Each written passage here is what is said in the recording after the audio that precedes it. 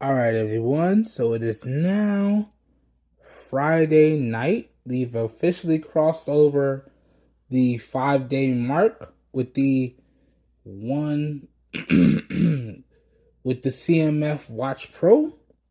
And the watch just gave me the low battery warning at 20%. So we're going to throw it on the charger now. So it officially made it 5 days. So from Sunday to Friday evening, and let me show y'all.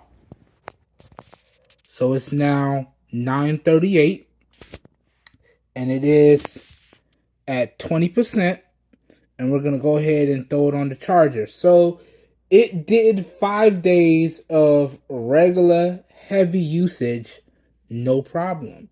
So I'm going to do 4 different charge tests. I'm going to do 20%, I'm going to do 15%, I'm going to do 10%, and I'm going to do 5%.